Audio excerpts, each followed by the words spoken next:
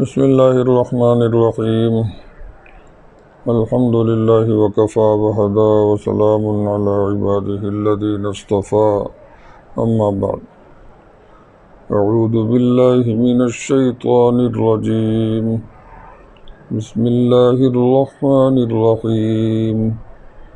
ایاک نعبد وإیاک نستعین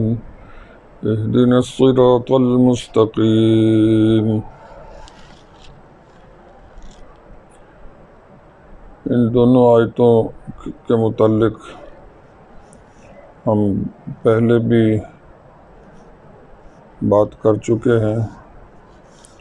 ان کا ترجمہ بھی کیا جا چکا ہے، اور ان میں یہ بات آ چکی ہے کہ اللہ جل جلالہ کی عبادت یہی زندگی کا اصل کام ہے، اور یہی صراط مستقیم ہے۔ جب ہم اس بات کو سمجھ گئے کہ یہ اتنا اہم ترین کام ہے اللہ کی عبادت کہ ہم اسی کے لیے پیدا ہوئے ہیں اور اسی پر چل کر ہی کامیاب ہو سکتے ہیں،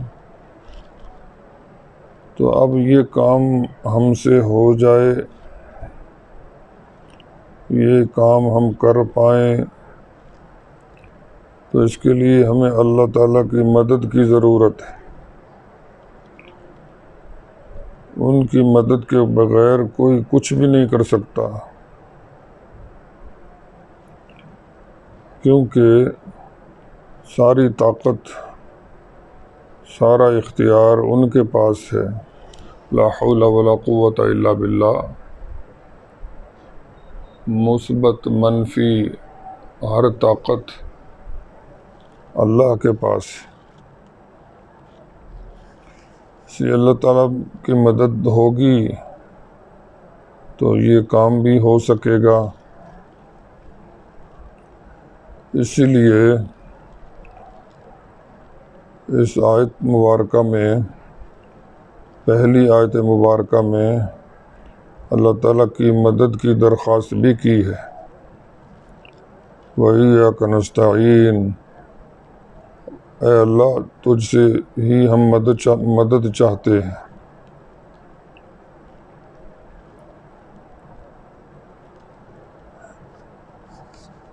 اور اس کے ساتھ ساتھ ہمیں اللہ تعالیٰ کے احکامات کے علم کی بھی ضرورت ہے۔ اللہ تعالیٰ کے احکامات کا ہمیں علم ہوگا تو ہم ان پر عمل بھی کر سکیں گے۔ جب انسان دوسرے کے حکم کو اپنے اوپر نافذ کرتا ہے، اپنے اوپر لاگو کرتا ہے اور اس پر عمل کرتا ہے، تو گویا اس نے اس کی تعظیم کی، اور اللہ تعالیٰ کو اپنا بڑا تسلیم کر کے ان کے حکموں پہ چلنا، یہی اللہ کی تعظیم بھی ہے اور یہی اللہ کی عبادت بھی ہے۔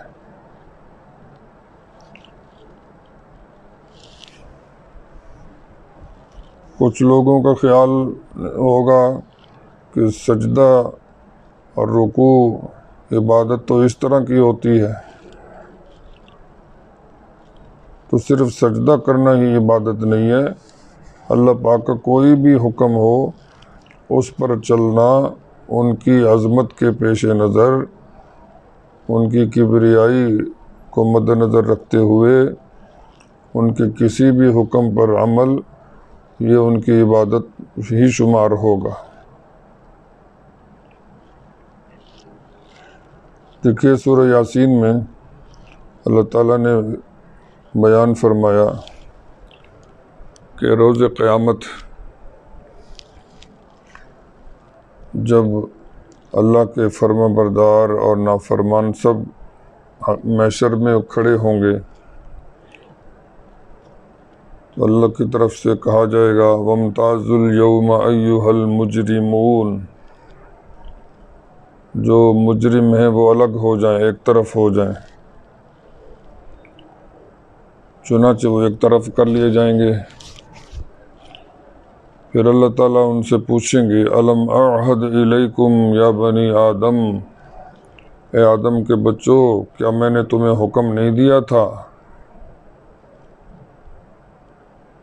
اللہ تعبد الشیطان، کہ تم شیطان کی عبادت نہ کرنا، انہ لکم عدو مبین، وہ تو تمہارا کھلم کھلا دشمن ہے، وَلَقَدْ أَضَلَّ مِنْكُمْ جِبِلًّا كَثِيرًا، لیکن اس کے باوجود اس نے تمہیں اپنے پیچھے لگا لیا، تمہیں گمراہ کر لیا۔ اب دیکھیے شیطان کو سجدہ تو کوئی بھی نہیں کرتا، صرف اتنا ہے کہ اللہ کے حکم کے مقابلے میں جب شیطان کا حکم مان لیا، شیطان کی بات مان لی،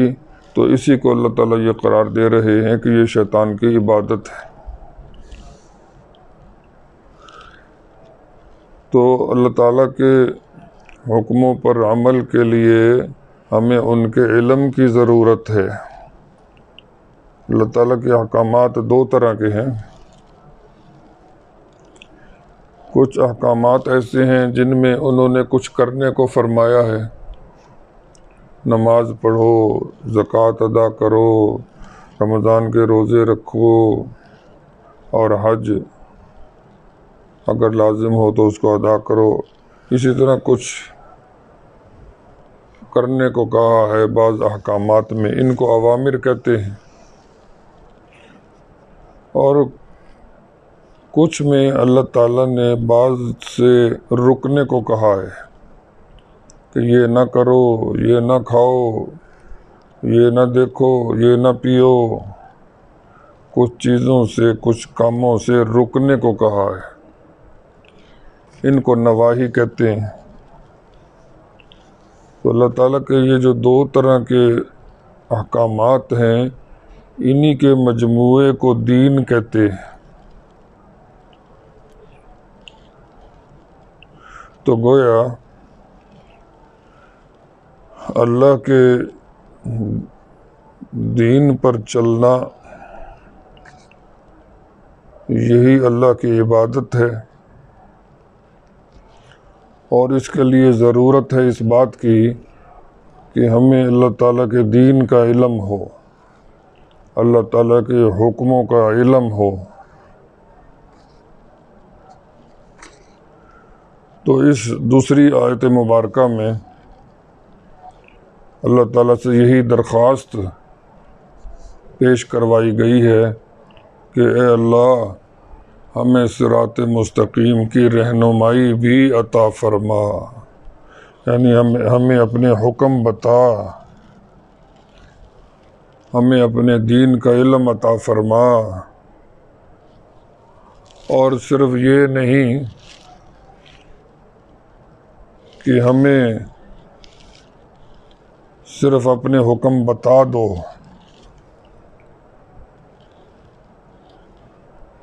ہدایت کے لفظ کے بعد ہدایت کا معنی صرف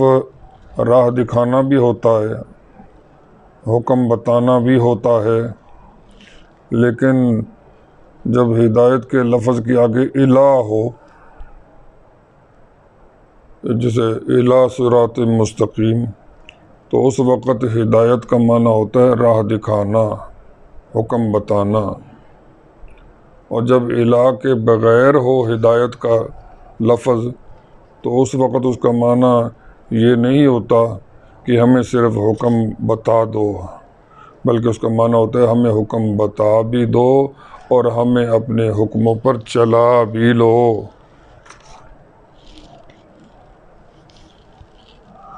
یہاں الہ نہیں ہے تو یہاں پر اس کا معنی یہی ہوگا کہ اللہ ہمیں اپنے حکموں کی رہنمائی بھی دو، اپنے دین کا علم بھی دو،